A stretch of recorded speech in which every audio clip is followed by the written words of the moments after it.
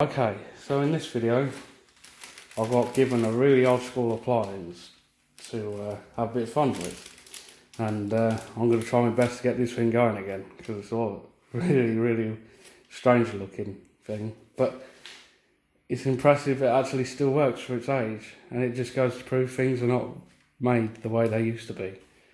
Shall we have a quick look? This is it. It's a Explair Taurus fan from 1972. And for being 48 years old and just about hanging in there is impressive. The plastic's in good nick. The cage is, it's not great, it's pitted, but it's still got most of its chrome, and all the plastic tabs are still there. So you can see they're aged well. The cage has been bent a little bit, but that's fine. I'm not worried about aesthetics. And a few of the tabs have come away at the top of the cage, but that's about it. So I got told it was sat for a while, and when they tried to use it, it tried it on setting 1, it'd just sit there. Setting 2 wouldn't do anything. Setting 3 slowly come to life. I plugged it in, and yeah, it does just exactly that. So setting 1, it just sits there and doesn't even hum. So I think we've got a winding, well, speed missing. Setting 2, it just slowly comes to life, slowly turns, and setting 3, it goes full ramp up. So I'm hoping it's going to be an easy fix and not be a motor issue.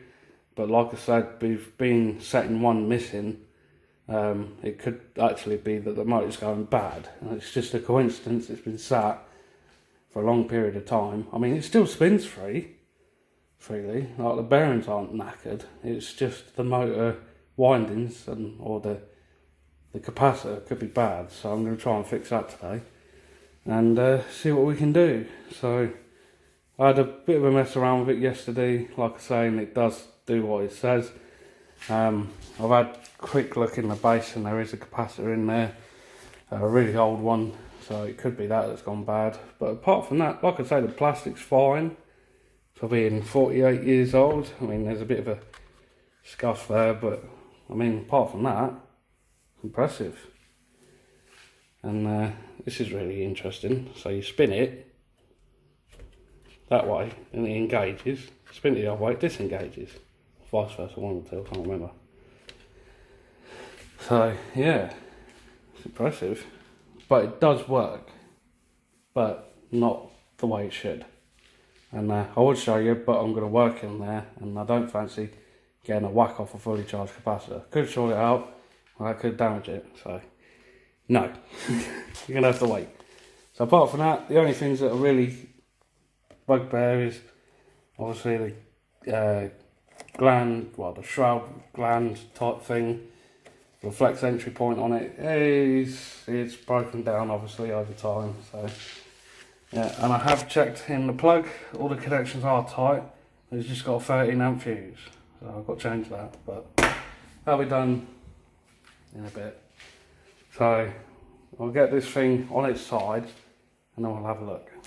It's got quite a bit of weight to it for its size, and would be nice if these weren't there, because it could scratch the work surface you put it on. It's got feet that stick it up higher, so it's fine. So it is a taurus.sa 240 volt, 50 hertz, 50 watts type VB, whatever that is, I don't know, made in Spain. Right. And another thing, no security screws, which is good. Nowadays, everything's got bloody security screws. You can do a simple fix, or bust out a 100-piece security set. 9 times out of 10, you don't have the bit you need, so you have to improvise.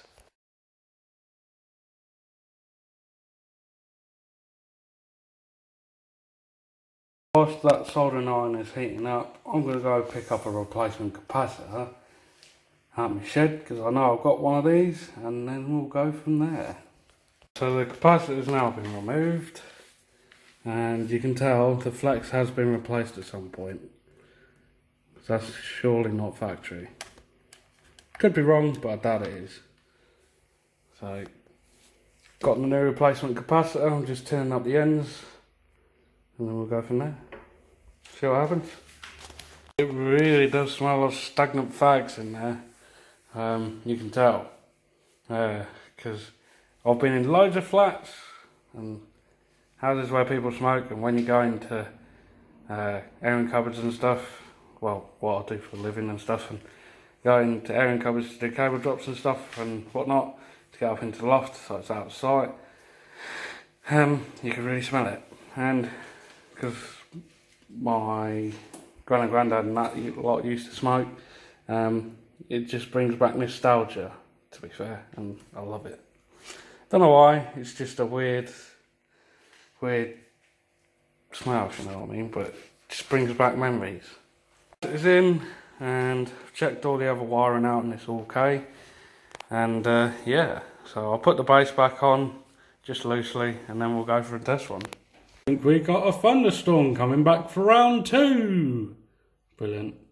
Sorry about that, the skips just showed up for our next adventure. Right, anyway, so you think I work as an electrician by trade all day, every day, and you get the occasional pop or bang every so often, but not frequent, hardly any. But yeah, so obviously, like I say, you think I'd be used to like thunder and lightning and stuff. Well, that's a different kettle of fish. Lightning I can watch any day of the week. It's just the thunder. If it catches me off guard, I hate it. And you'll see, and people that know me on this outside of this channel, if I hear a clap of thunder and I ain't seen the lightning, I pull the weirdest faces. It's weird. You should be there to see it. And another thing, I'm having a hard time getting me words out, so you're gonna have to bear with us. I think this is about the 20th take on this, because obviously I'm having trouble getting my words out today, and I do it quite a lot, and it's just the way I am, really. I do struggle getting my words out, but I'm fine. Like, you know, see, I'm starting to do it now. But yeah, so you're just gonna have to bear with us on that. I have bad days some days, and when it happens, it's bleeding annoying, because I get really frustrated when it happens. So I'm trying to explain to someone, and I just seize up and I can't think. So away it goes. So I've given this thing a clean up. It's going to be alright, but the blades are stained yellow because obviously it's been in a smoker's house at some point. Plastic's cleaned up as good as it can do. Obviously it's aged, it's pitted and all that stuff. So what can you do? So once you've got the front grille off, to get the blades off, you got to pop that white cap off, and there's a flat-headed counter-rotating screw. Is that what it's called? Or a reverse threaded screw. So you got to turn it right instead of left to undo it. And once you've done that, you can pull the shaft, the blade off the shaft. But with that, I had to do the 4-point twist, twist, twist, twist. Work a little bit, do again, do again, do again. And then it came off. But there was a lot of grime on there, so it's probably never been off in its life. So the silver disc just slides off easily.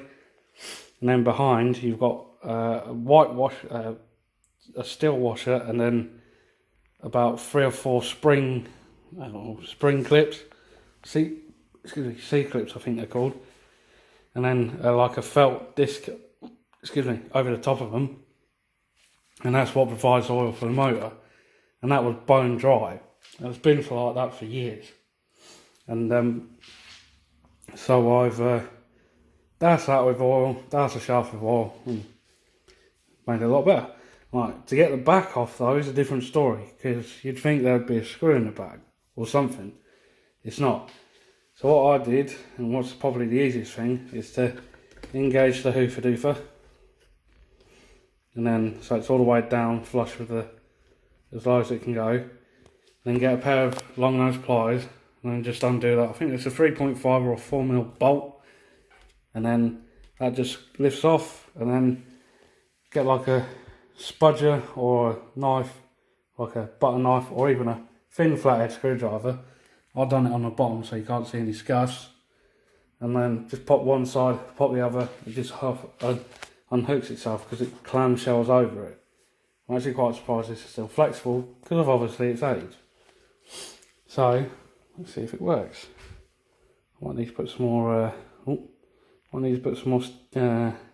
Glue on there, but be alright. Undo that. Let's see if she runs. Alright, I'm going to sneak it. Power. Speed 1. Key contact. No, just sits there. Speed 2.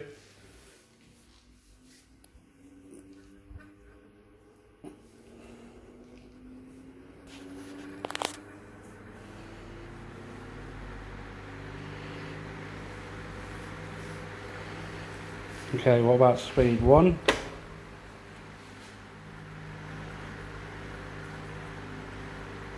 So probably speed 1's not very strong then. If you're hearing a weird noise, it's the metal disc against one of the washers is spinning for some reason. I don't know why, but it's spinning loosely. But it's nothing coming from the motor. But yeah. So we've got number 2 still. What about number 3?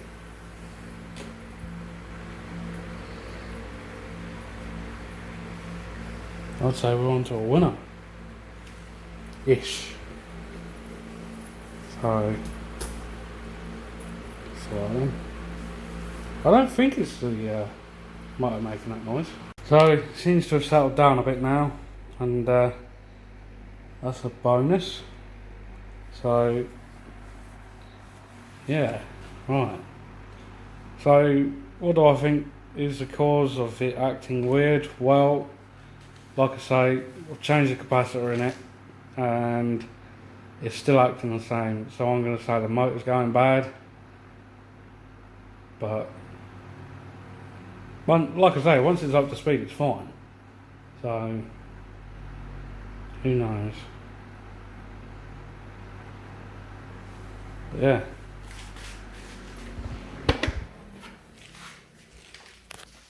Well, I could spin down on it, I will admit.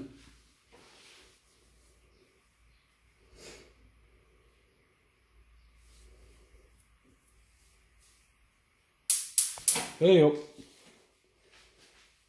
go. Careful where you lean.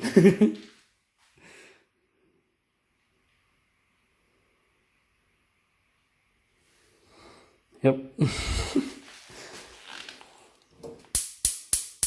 That's what it was.